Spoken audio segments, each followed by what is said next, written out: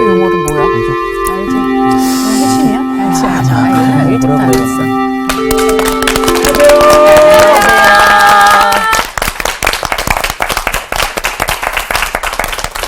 안녕하세요. 네. 안녕하세요. 안녕하세요, 선생님. 요즘 굉장히 어려운 때지만, 우리, 믿는 사람들은 빛의 자녀로서, 네. 예? 어두워진 이 세상 곳곳에, 빛을 발할 수 있기를 바라요. 네. 네. 그러기 위해서는 어떻게 해야 될까? 예. 빅터 프랭클 박사라고 있어요. 네. 그 아우슈비츠에서, 기적적으로 살아난 사람. 정신과 의사예요. 이분이 거기에서의 경험을 살려서 만든 것이 의미요법, 로고세라피라는 거예요. 네. 그러니까 삶의 참 의미를 찾는 사람들은 어떤 상황에서도 살아날 수 있다. 네. 여러분들은 삶의 의미가 뭐예요? 예수님이요? 나도 저렇게 대답했어야 되는데. 나는 사실 성서학당 하려고 그러다가 괜히 혼날까봐. 그건 저건. 일란성 쌍둥이로 태어난 자매가 있었어요. 아기 때 부모님이 모두 돌아가서 각각 다른 가정에 입양되었어요. 오. 한 가정은 부유하고 부부와 가족 간의 사랑도 넘치는 대단히 좋은 크리스찬 가정이었어요. 예. 그곳에서 사랑을 듬뿍 받으면서 좋은 교육, 또 그 다음에 행복한 삶, 그렇게 잘 컸어요. 예. 그런데 다른 쌍둥이가 입양된 가정은 엉망진창이었어요. 부부 사이는 좋지 않았고, 가장은 실직하고 늘 술을 입에 달고 살았고, 그 성폭행까지 당했어요. 또 여러 가정을 전전하면서 어렵고도 불행한 삶을 살았는데, 훗날 똑같이 생겼으니까 만났어요. 예. 네. 그런데 두 사람 중 한 사람이 문제가 많아서 정신과 치료를 받아야 했어요. 네. 예, 답은 이미 알고 있겠지만 네. 누가 정신과 치료를 받았을까요? 어려우네. 네, 우린 그렇게 생각하죠. 네네. 아니요. 양같이 규수로 행복하게 자란 아이가 문제가 많아서 예, 그 정신과 치료를 받았어요. 왜 그러지? 그러니까. 의외다. 이 이야기가 바로 의미요법을 창안한 빅터 프랭클 박사의 책 삶의 의미를 찾아서 수록되어 있는 거예요. 네. 우리 부모들은 자녀들을 좋은 환경과 조건에서 좋은 교육을 제공하려고 지금 밤낮으로 애를 쓰죠, 그죠? 네. 예. 그 다음에 자녀들이 어려움과 고생을 하지 않도록 아이가 최선의 노력을 해요. 예. 만약에 자녀들에게 그렇게 못하면은 죄책감 느껴요. 계속 미안하다. 아이고, 예. 저 불쌍한 자식들 나만 안 만났어도 수지처럼 잘 클 텐데 이렇게 해서. 근데 과연 그럴까? 과연 그런 것일까? 양갓집 규수로 자란 아이의 경우는 예외적인 것일까? 빅터 프랭클 박사는 아니다라고 잘라서 말해요. 아니다. 그런 거 아니다. 예. 제대로 된 사람이라고 하는 것은 그 상황, 여건, 뭐 그런 거에 교육 정도, 이런 거에 전혀 상관하지 않고 인생의 참 의미를 추구하는 사람만이 네. 제대로 건강하게 행복하게 잘 살 수 있다는 거예요. 예. 또한 이 인생의 참 의미는 오직 고난 가운데서만 배울 수 있다. 네. 오직. 예. 맞아. 그러니까 뛰어난 리더 가운데 고난을 겪지 않는 사람이 없어요. 맞아요. 세상의 모든 위인들은 다 내가 키운 거야라고 큰 소리 치는 게 바로 고난이에요. 그러네. 고난 선생. 네. 저도 많이 배웠거든요. 저도요. 이 고난이 리더가 되는 필수 조건이라고도 할 수 있어요. 네. 오늘 수업 창세기 37강 경박한 예서와 사악한 야곱. 이삭이 누구랑 결혼했어요? 리브가. 네, 맞아요. 리브가. 리브가가 참 좋은 여자죠, 그죠? 네. 우리들은 살면서 어떤 사람이 좋은 사람인가? 네. 네. 다 사람들은 끼리끼리 모이게 돼 있어요. 네. 약간의 차이는 있지만 유유상종이라고. 네. 네. 그런데 우리들은 뭐 능력과 외모 뭐 이런 조건을 보는데 맞아. 아니에요. 그 사람이 불쌍히 여기는 마음, 긍휼한 마음을 가지고 있는가만 살펴보면은 어차피 같은 급의 사람들을 만나니까 좋은 사람 절대로 실패하지 않는 거예요. 네. 리브가가 그랬죠. 네. 멀리서 온 그 나그네에게 물을 줄 뿐만 아니라 낙타들에게도 막. 근데 거기 그 기록을 보면은 급히라는 단어가 3번이나 나와요. 예, 잽쌌다는 거죠. 네. 예. 센스가 있는 거야. 남을 돕기 위해. 네. 그거 보면서 윤정이 생각이 많이 나요. 그럼 뭐 진짜 잘 도와요. 윤정이는 왜 안 그럴까? 난 그런 너무 거군요. 똑같다 생각했는데. 하여간 그렇게 둘이 결혼을 했는데 한동안 임신을 못했어요. 예. 네, 그래 고심했어요. 하나님께 매달려서 기도하고 그런데 하나님은 그 기도를 응답하셔서 쌍둥이를 주셨어요. 임신 사실에 미처 기뻐하기도 전에 쌍둥이는 리브가 뱃속에서부터 서로 다투기 시작했어요. 네. 그 다툼이 심상치 않아서 리브가가 하나님에게 이유를 물어볼 정도였어요. 하나님 얘들은 왜 이래요? 네. 근데 답은 안 하셨어요. 네. 그렇게 해서 태어난 형제가 누구예요? 에서와 야곱이에요. 예. 에서는 뭐냐 그러면 그 태어날 때 모습을 묘사한 거거든요. 네. 에서는 털이 많다, 거칠다는 뜻이에요. 네. 야곱은 발 뒤꿈치를 잡다는 뜻과 함께 속이다는 뜻도 있어요.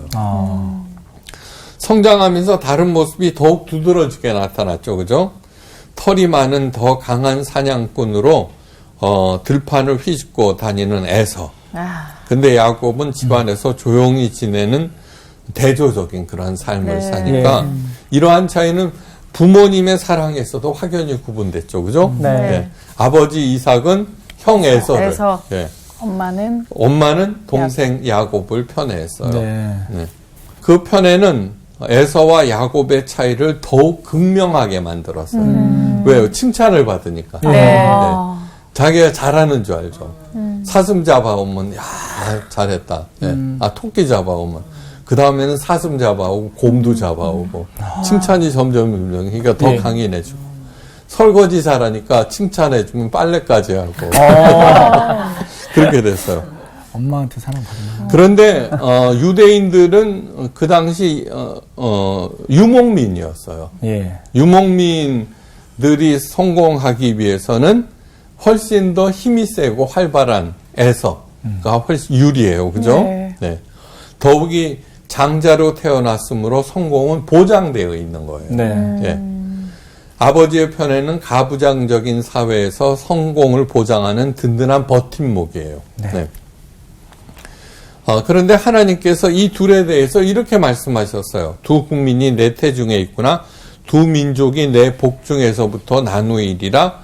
이 족속이 저 족속보다 강하겠고 큰 자는 어린 자를 섬기리라. 네. 이건 당연한 얘기죠. 그죠? 네. 이제 두고 보자는 거죠. 네. 왜 이런 조건에서 나중에 보면은 훨씬 유리한 모든 조건에서 유일한 에서가 약한 야곱을 섬기게 되었을까? 네. Second Son Theology라는 게 있어요. 둘째 아들 신학. 네.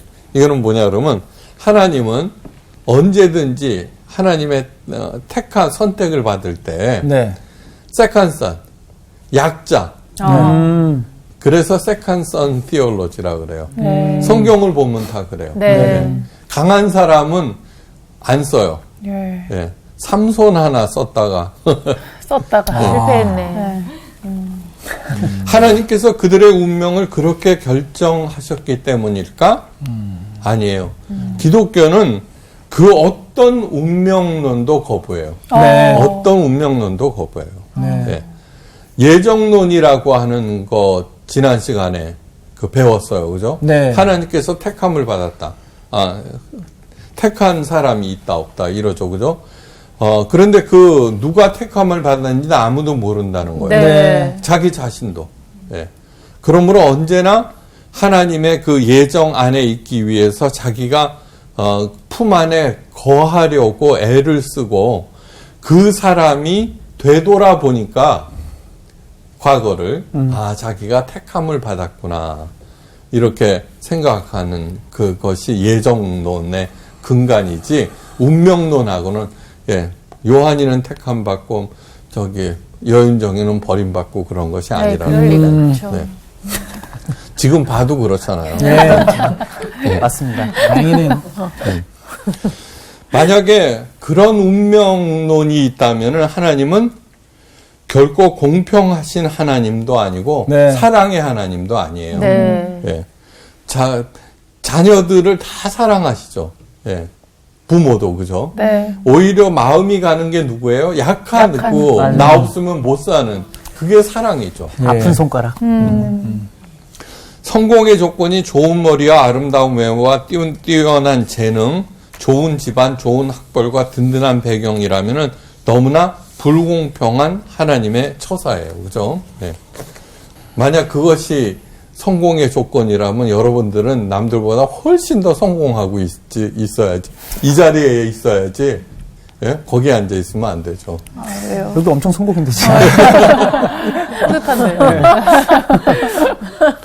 공평하신 하나님이라면은 성공하기 위해서는 다른 요건을 충족시켜야 하며, 이 요건은 그 누구도 할 수 있는 것이어야지 돼요. 장애인도 머리 나쁘고 흙수저도 누구나 다 할 수 있는 여건이 돼야지 조건이 돼야지 똑똑한 사람만 할 수 있으면 공평하신 하나님이 아니죠. 그렇죠. 맞아요. 성경이 중요한 이유가 여기에 있어요. 하나님께서 만드신 이 세상 오늘도 하나님께서 운영하고 계시죠. 성경은 하나님의 그 마음과 뜻이 계시되어 있어요. 이 하나님의 계시는 특별하고 총명한 사람만이 이해할 수 있다면은 이 또한 불공평한 처사예요. 네. 똑똑한 정규도 알고 그죠? 예. 머리가 좀 모자라는 요한이도 알고. 예. 맞습니다. 근데 머리가 좀 떨어진 요한이가 훨씬 빠른 목사님이 되고 말이에요. 그것도 맞습니다. 진짜 약하죠. 이것이 세컨선 티올로지예요. 네. 또 하나님의 계시는 누구나 이해할 수 있고 실행할 수 있어야지. 네. 네. 훗날 여러 유리한 조건을 갖춘 에서가 불리한 야곱의 지배를 받게 되는데 그 원인을 성경은 딱 한마디로 밝혀내요. 에서가 장자의 명분을 경홀히 여김이었더라. 소홀히 여겼다는 거예요. 예. 다시 말해서 에서의 경박성이 결정적인 문제가 돼요. 오, 경박. 네. 자기가 실패한 이유를 그때마다 다르게 얘기를 하지만 근데 알고 보면은 그 사람이 가지고 있는 결정적인 단점 때문이에요. 하나야 하나. 그 경박성, 에서의 경박성. 그러니까 딴 모든 조건은 다 갖췄는데 그 에서는 경박했다는 거예요. 야곱은 집에서 요리를 하고 있었어요. 붉은 죽을 맛있게 끓여놨어요. 그때 에서가 사냥에 나갔다가 허기진 채로 돌아왔어요. 예. 맛있는 냄새가 나고 야곱에게 그 죽 좀 달라고 청해요. 그러자 야곱은 그 기회를 놓치지 않고 이렇게 제안해요. 야곱은 머리가 좋거든요. 네. 형의 장자의 명분을 오늘날 내게 팔라. 이렇게 얘기해요. 배가 고픈 에서가 이렇게 대답합니다. 내가 죽게 되었으니 이 장자의 명분이 내게 무엇이 유익하리요. 그러자 야곱은 얼른 말해요. 오늘 내게 맹세하라. 아무리 판다고 그래도 그죠? 큰아들인데 뭐. 그죠? 네. 동네 사람들 엄마 아빠 부모뿐만 아니라 동네 사람들이 다 알고 있는. 그렇죠. 누가 봐도. 예. 네. 에서는 대수롭지 않게 맹세를 해버리고 죽 한 그릇과 기분이 좋아진 야곱이 떡까지 줬어요. 그래서 나온 것이 그 단팥죽에 넣은 경단이에요. 이야. 진짜예요? 그게 그러지 그렇게 않은데? 연결이 되는구나. 그렇구나. 젓가락 막 단팥죽 먹다 보면 경단 나오잖아요. 맞아요. 그게 또 그렇게 맛있죠. 네. 그게 되게 성경적인 거예요? 아니 동짓날에 다 기독교인이네. 딱 떨어지는데. 기독교인. 네, 그렇게 해서 장자의 명부는 야곱에게 넘어가 버렸어요. 허망하다. 허겁지겁 배를 채우는 형 에서의 모습을 바라보며 야곱은 쾌재를 불렀어요. 네. 야곱의 이름이 뭐야? 발뒤꿈치를 발뒤꿈치를 잡다. 잡다, 네. 속이다. 속이는- 네.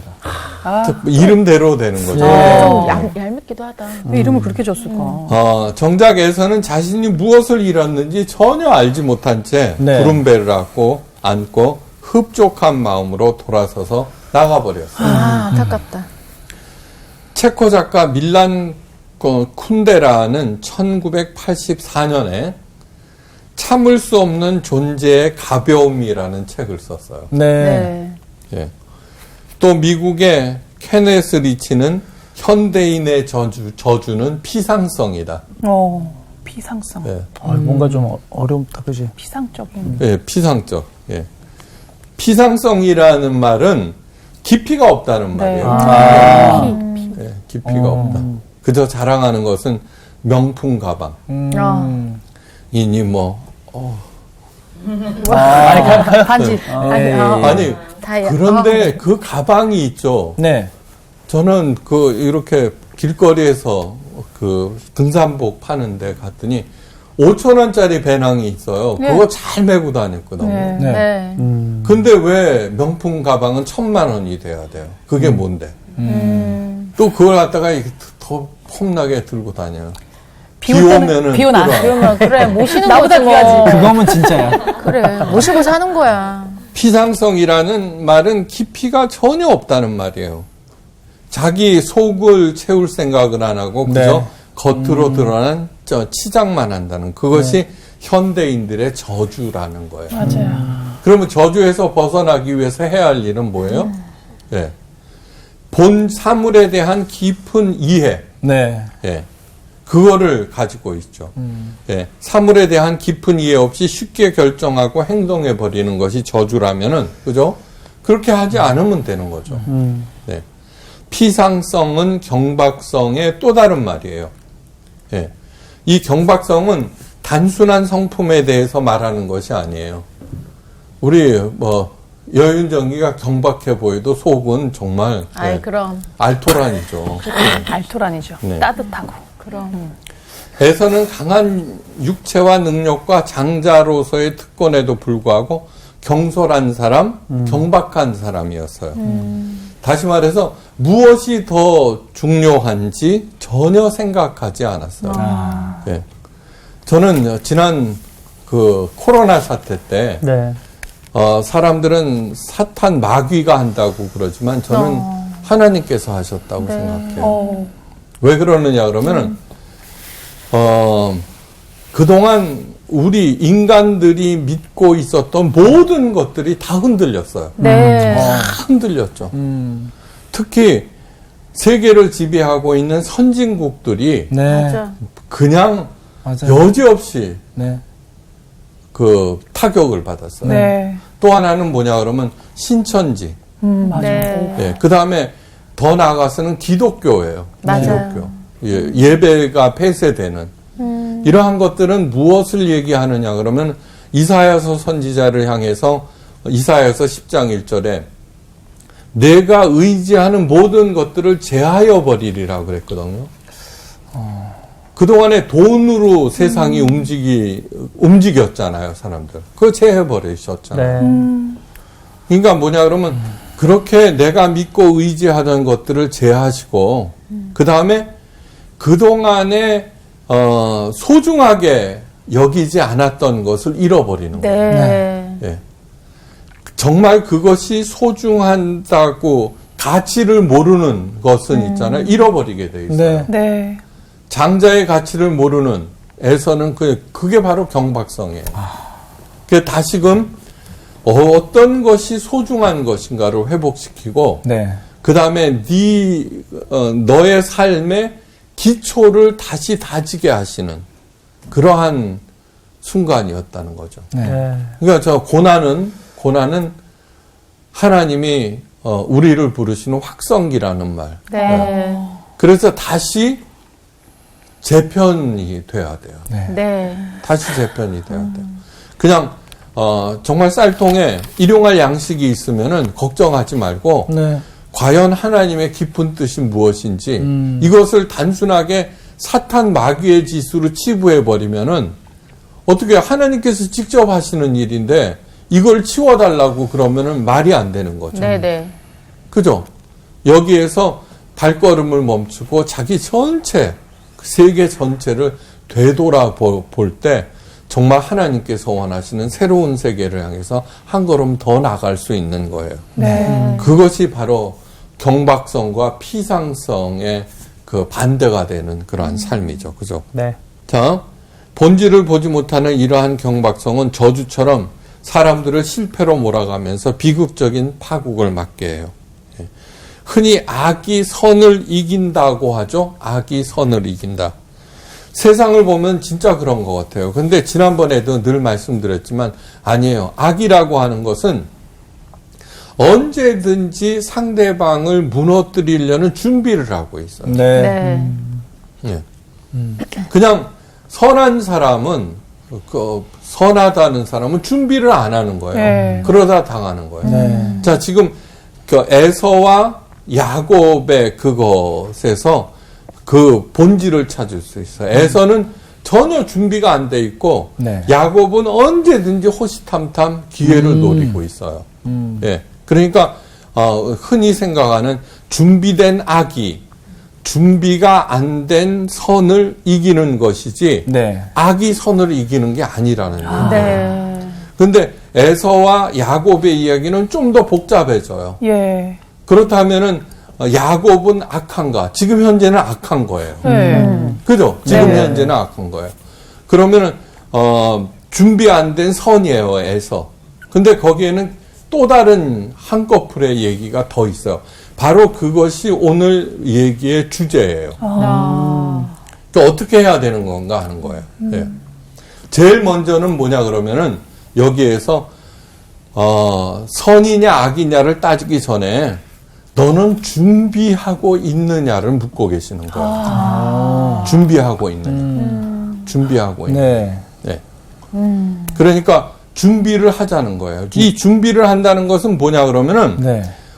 스펙을 쌓고 예. 뭐 이런 그런 것이 또 들어가겠지만 가장 근본적으로는 너의 진정한 삶의 의미를 설정해야 한다는 거예요.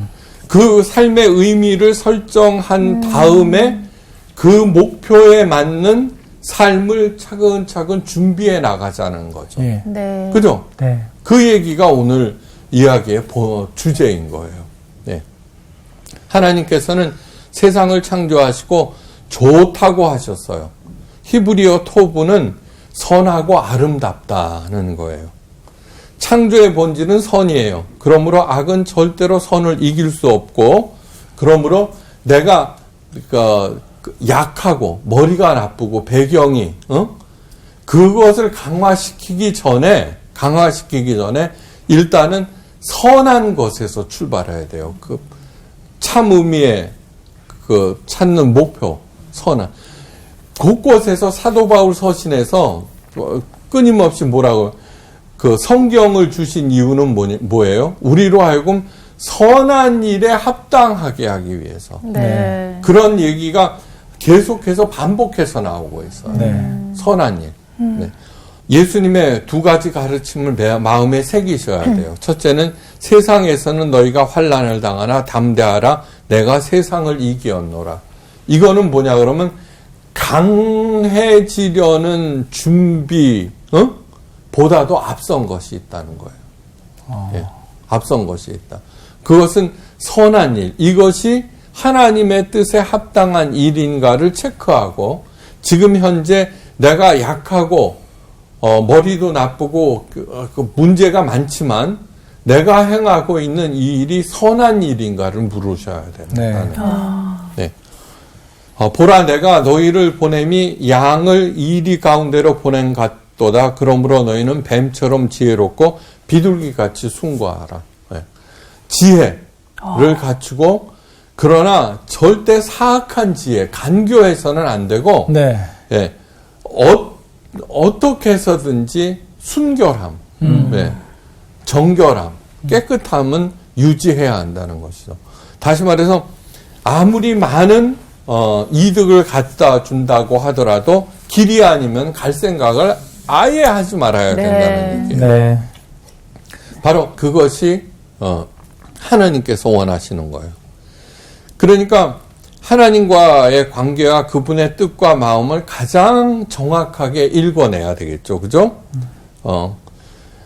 기독교에서 이것을 회방하는 것이 바로 기복신앙이에요. 기복신앙은 뭐냐 그러면은 내가 착하냐 선하냐 그거하고 아무 상관없어요. 전도봉사 헌금 기도 열심히 하면 복 준다는 그거죠. 네. 이거는 뭐 무당하고 똑같아요. 네. 무당을 찾아가는 이유가 뭐예요? 잘 먹고 잘 살기 위해서죠. 무당을 찾는 것이 선해지기 위해서 찾는 사람 없어요. 그죠? 그쵸. 그렇죠. 네. 그거 아예 물어보지도 않아요. 맞아. 네. 어떻게 하면 잘 그러니까 되냐. 맞아. 기복신앙이 그런 거예요. 기복신앙이 그런 거예요. 네. 그런데 하나님의 가장 큰 뜻이 예수님께서 그걸 가르치러 오신 거예요. 네. 진짜 중요한 게 뭔지 아니? 하나님 사랑과 이웃 사랑이야. 네. 전도봉사 헌금이 아니야. 네. 그러니까 너는 돈을 좋아하고 위선자가 되고 막 그렇게 얘기를 하고 있는 거죠. 이 기복신앙은 경박성과 피상성의 대표 주자예요. 기독교에. 왜 하나님의 뜻에 대해서 관심도 없으니까요. 네. 하나님의 뜻은 뭐라 그래요? 전도 많이 하는 거라 그래요. 부자 돼서 헌금 많이 하는 거라고 얘기해요. 네. 그게 하나님의 뜻이 아니죠. 네. 하나님은 언제든지 가난한 자, 약한 자, 예, 가난한 사람을 돕는 것이 곧 나에게 하는 일이라고 네. 언제나 하나님은 그런 사람들과 자신을 동일시하셨고 그게 예수님이 그 증거죠. 오셔서 뭐예요? 그 사람들의 친구가 되어 주셨잖아요. 네. 그러니까 이거는 너무너무 나쁜 생각이에요. 제가 늘 말씀드리죠. 이 성서학당의 모토는 뭐냐 그러면 예수님의 영성을 찾아가는 일이에요. 네. 예수님의 영성은 종교에 뿌리박은 영성이 아니라 현실에 뿌리박은 영성이다는 거예요. 기도를 의미하는 히브리어 팔라와 노동을 의미하는 팔라리 동의어예요. 늘 아마 이거는 20-30번을 했는데 똑똑한 수지가 들을 때마다 너무 새로웠어요. 처음 듣는 것처럼 하면 이 가르치는 나는 얼마나 힘 빠지겠어요. 정말 새롭네요. 이거는 뭐냐 그러면 기도를 노동처럼 하면은 네. 노동 없이 잘 산다는 뜻이 아니에요. 네. 그게 기복신앙이죠. 네. 네. 기도하는 마음으로 노동, 즉 맡은 일을 하라는 것이에요. 네. 이거 너무너무 중요한 얘기예요. 맞습니다. 바로 기도하는 마음으로 맡은 일을 하라는 것이 준비된 선. 무슨 말인지 알겠죠? 네. 언제나 하나님의 지혜를 구하는 일. 네. 내가 이 일을 할 때, 하나님, 이 일을 할 때 맞아, 어떻게 해야 될까요? 예. 네. 그렇죠. 예. 그러니까 그런 거를 늘 함으로써 예. 나는 언제나 선을 준비하고 있죠. 그런 사람은 사기 사건에 절대 안 말려들어요. 그죠? 그 사기 사건의 본질은 너무너무 똑같아요. 언제든지. 그런데 언제든지 걸려드는 사람이 있는 거예요. 네. 언제든지. 다 자기 욕심 때문이죠. 네. 네. 그렇게 준비된 선을 준비하고 있을 때는 부와 명예 이런 것들은 보너스로 주어지는 거예요. 네. 야비한 야곱에게서 배울 것이 딱 하나 있는데 그건 뭐냐 그러면 야곱이 얻기 원했던 것은 단순히 장자권이 아니에요. 예. 이렇게 속임수로 얻은 장자권이 실제로 이루어지기까지 야곱은 수십 년 동안 험난한 피눈물의 고통을 겪어야 해요. 맞아요. 그 과정은 뭐였어요? 그의 삶을 교정하시는 하나님의 손길이에요. 네. 예. 첫째는 뭐냐 그러면은 선을 추구하면서 살아라. 그냥 멍청하게 살지 말아라. 그거 1등이에요. 네. 그것이 바로 참 의미예요. 네. 예. 참 의미라고 하는 것은 뭐냐 그러면 자 보세요. 하나님의 영광을 위하여 살라고 그래요. 네. 하나님을 가장 사랑하고. 자, 내가 어떤 사람을 우리 그 집사람을 너무너무 사랑한다고 쳐요. 네. 언제든지 집사람을 위해서 생각하겠죠. 그렇죠. 네. 그런데 그 일이 집사람에게는 한없이 좋지만 다른 사람들에게는 또 해가 될 수도 있죠. 그죠? 예. 그리고 자기는 바보가 될 수도 있고. 그쵸. 그거 뭐라 그러지? 아내 바보. 바보인날? 의처. 아니, 막 애처가. 그러니까 그렇게 무슨 뜻인지 알겠죠. 네. 근데 하나님의 영광, 하나님을 가장 사랑하면서 하나님을 위해서 살려고 애쓸 때는 어떻게 돼요? 흠이 없어지는 거예요. 흠이, 네, 흠이 없어지는 거예요. 네. 맞다. 다 이런 마음을 가지면 안 됐든지. 예. 그리고 그런 마음을 버리려고 애쓰고. 네. 사람은 뭐예요? 자기가 사랑하는 사람. 당신 지 앞가림 해야지. 그렇게 맨날 퍼주면 어떡해? 아내의 말을 듣는다고 그저 짠돌이가 되어버릴 수가 있지만 하나님은 그렇게 하지 않으시거든요. 네. 그러니까 하나님의 영광을 위하여 산다라고 하는 그 명제는 최고의 인간을 만들기 위한 사람은 자기가 편해지기 위해서 너 나 사랑해야 돼 라고 얘기하지만 하나님은 아니에요. 나를 사랑하라는 이유는 하나님은 우리의 충성이 필요한 분이 아니에요. 그럼에도 불구하고 몸과 마음과 목숨 다하여서 나를 사랑하라는 것은 바로 내 자신을 위해서 하시는 말씀입니다. 최고의 결국 선이네. 나를 위해서는. 나를 위해서. 또 하나, 그 야곱은 집요하게 자기가 원하는 것을 얻기 위해서 늘 준비했죠. 네. 네. 그래서 이렇게 말씀하세요. 예수님께서 천국은 침노를 당하나니 침노하는 자는 빼앗느니라. 네. 천국에 가기를 간절히 원하는 사람, 그것을 얻기를 갈망하는 사람은 결국 천국이 허락된다는 거예요. 네. 야곱에게서 배울 것은 그 간절한 마음이 있었고 애서는 없었다는 거예요. 네. 그 부잣집 쌍둥이, 그죠? 하나는 걔는 너무너무 모든 것들이 다 충족되어서 네. 혼자 독립해서 살라고 그러니까 상처투성이가 되고. 근데 얘 가진 고생을 했던 애는 어떻게 돼요? 어디다 면역이 네. 다 살아남아. 네, 다 살아남아. 근데 그 안에서 얘는 진짜 참 의미를 찾은 거죠. 예. 야곱은 이 장자권을 얻기 위해서 고군분투하는 동안 하나님을 만났죠. 그죠? 맨 처음에는 자기 욕심이 앞섰을 거예요. 그죠?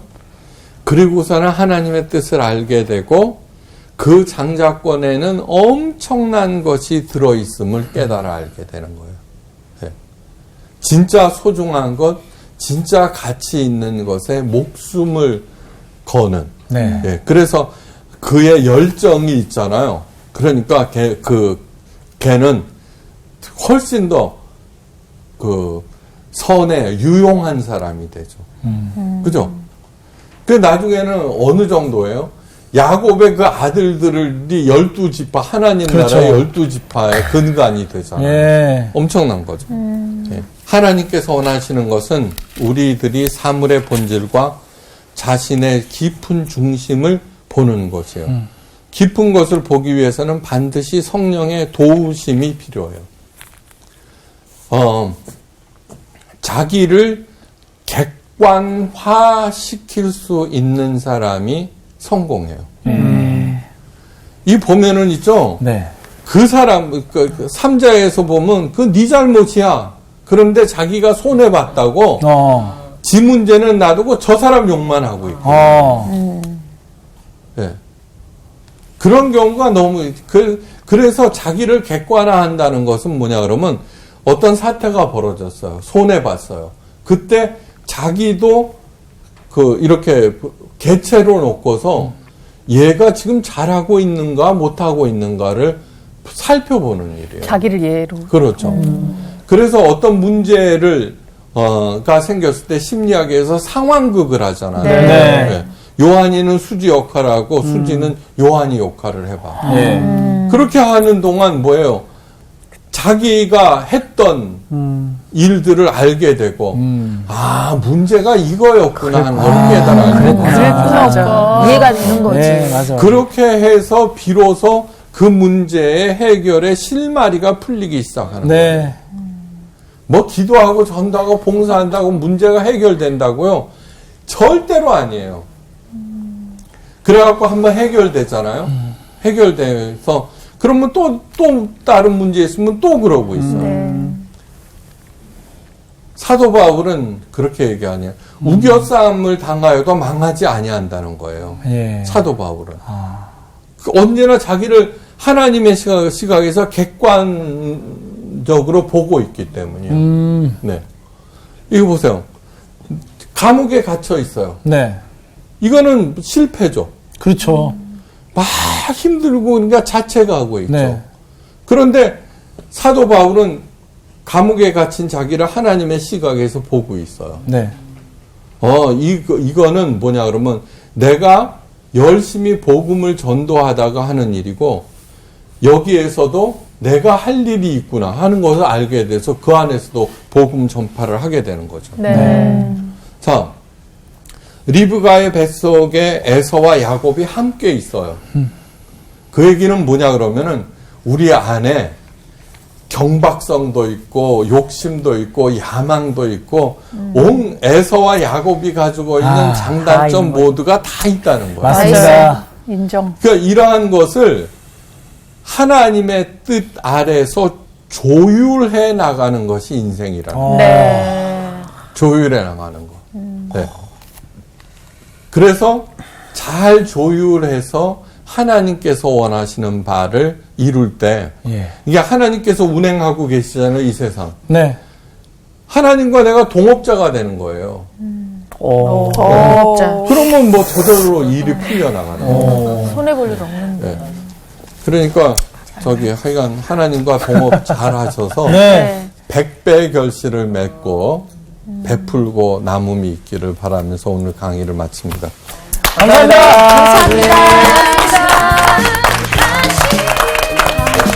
하나님 동업. 하나님과 동업하면 망하지는 않을 것 같은데. 그럼 확실한 거지 그거. 저는 또 오늘 선생님이 객관화 말씀을 또 하셨잖아요. 최고의 객관화가 성경이구나. 이런 생각을 그냥 불현듯 하게 되면서 그러니까 진짜 내 안에 있는 그 경박함과 잘 아시겠지만 예, 그 경박함과 경박한 아까 쭈이었지. 많이 찔렸어요. 일어날 뻔했어요. 예, 욕심과 경박할 때 넷이서 동시에 엉덩이가 들썩했어. 예. 근데 이 말씀을 통해서 계속 나를 비출 수 있다는 거 이거 자체만으로도 사실은 굉장히 큰 은혜인 것 같아요. 진짜로. 하나님을 진짜 사랑하고 하나님의 영광을 우리가 살잖아. 근데 그거는 내가 안다고 생각하지만 결국 내 주변에 있는 사람들이 가장 정확히 알 것 같아. 알아보지. 가장 주변에 있는 사람들이 불편해하고 주변에 있는 사람들의 마음이 같이 동의하지 못하면 그건 진짜 하나님을 사랑하는 게 아닌 것 같아. 맞아요. 그 아까 그 선생님께서 삶의 참 의미를 이제 말씀하셨는데 요즘 그 코로나 사태로 인해서 그 가정에서 온라인으로 예배를 드리잖아요. 네. 근데 너무 이 예배가 애틋하고 갈급함이 생기는 거야.